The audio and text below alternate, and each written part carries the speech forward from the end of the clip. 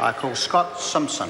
Thank you, Mr Chair. I move that the report be noted, and I do so in my capacity as Chairman of the Local Government and Environment Select Committee. And in preparation for this short debate speech this afternoon, Mr Chair, I went back and had a look at this year's report of the committee for the Department of Conservation. The committee conducted a very thorough investigation of the financial performance and review of the Department of Conservation only a month or so ago, and I'm delighted to report to the House and committee that the Department of Conservation appears to be in very good shape under this very effective national-led government.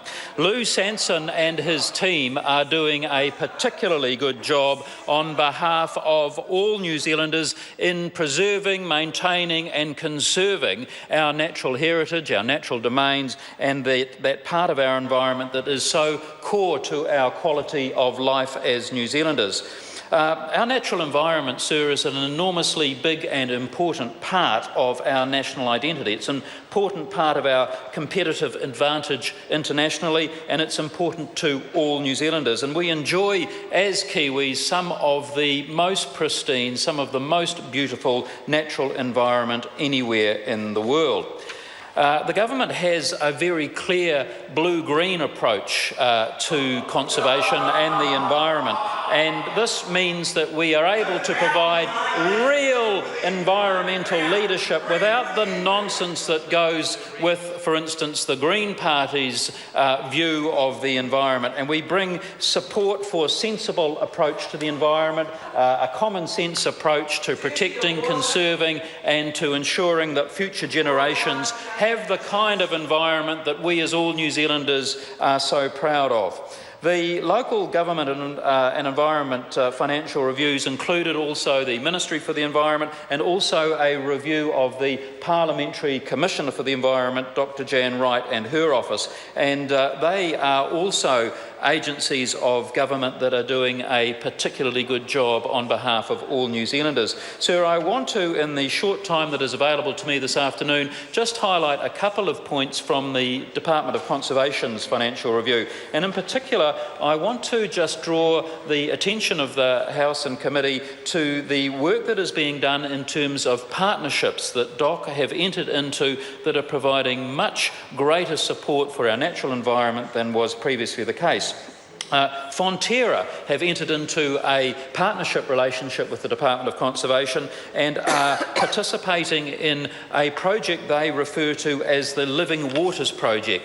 Now, sir, that involves 5 wetland projects around the country. One is of particular interest to me in the Coromandel electorate on the Firth of Thames at Miranda, Pukorokoro on the Kaiawa coast, where it's affectionately referred to as the Seabird Coast. Now, that, sir, is an area that members will know is famous for where each year the godwits and the red knots feed up on the wetlands around the Firth of Thames over the summer months, and then in the autumn they proceed on one of the most remarkable natural journeys known to the world, where they fly for 8.5 solid days without touching ground, without stopping, and they then end up at a coastal wetland area on the coast of China.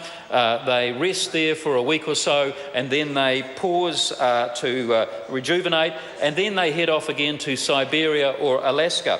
And so the work that is being done by DOC and Fonterra to preserve and maintain the wetland area at Miranda Pukorokoro is of very significant international quality work, not just for New Zealanders, because these birds that choose to summer here are in fact not New Zealand birds, they are birds of the world, really. They're birds of the globe. And they're not Chinese birds, and they're not Alaskan birds, and they're not Siberian birds. And we have this wonderful opportunity to in fact enter into a sense of global bird diplomacy, if I can put it that way, sir.